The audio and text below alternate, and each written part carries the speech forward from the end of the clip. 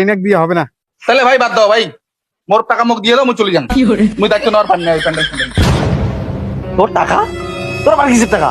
আরে টাকা মানে এতদিন থেকে খাটাখাটনি করে তো তুমি দৌড়ি লাগাছো, বাইক নিয়ে দৌড়াং, এদি যাং ওদি যাং, বলে টাকা দিবেন না তোমরা? বাবা কত টাকা তাই তোর? মোর 54,000 টাকা হচ্ছে, 54,000 টাকা দিবেন না? 54,000? তুই বাইক নিয়ে ঘুরে বেড়াচ্ছিস না প্লেন নিয়ে ঘুরে বেড়াচ্ছিস রে? বাইক নিয়ে ঘুরে বেড়াচ্ছিস মানে? বাইক নিয়ে তো ঘুরে যাবে, এটা না এলাকায় সাইকেল নিয়ে ঘুরে দিন আছে নাকি? তাই বলি 54,000 টাকা আসবে? আরে শুন ঘটনাটা, প্যান্ডেলের যে মালিক আছে না, ওই 20,000 টাকার গুটকা খাইছে জানিস? আর তো ওটা সর্ষের তেলের যে দাম, ওর টিকিট তেল মাত্র 10,000 টাকার প্যান্ডেলের জন্য। জানি না তো কিছু, খালি পায় কমিশন খেয়েছেন নয়, মাথাটা গরম করে। তা 30,000 আর 24,000 হিসাবটা দেয়।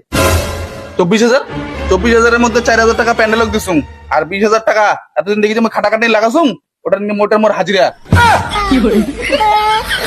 বাপরে, ওই পয়সা এনে মুখত ঢালে মার, ঢালে মার নিয়ে যদি আর এই পারা কোনদিন না ঢোকে, ঢালে মার। কি ঢেলে মার? পয়সা নাই আর ঢেলে মার। পয়সা নাই মানে? তুইও তো কম না হয় রে, এতদিনের এই যে চান্দা ঠান্ডার টাকা লাগলে কি হয়ে যায়? বলে যদি খরচা হয়েছে না?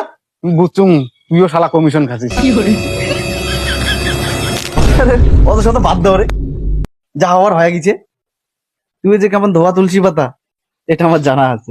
হ্যাঁ, আর আগের বার তো পূজা সিগারেট তুই ছিল রে, মনে আছে? হ্যাঁ, পূজাটা শেষ হইতে না হইতে বাইক নিয়ে নিয়েছিস। এই বাইকের টাকা যে করতে গেছে, এটা কিন্তু আমরা সবাই ভালো করেই জানি। এই দাঁড়ান গভীরে যান না।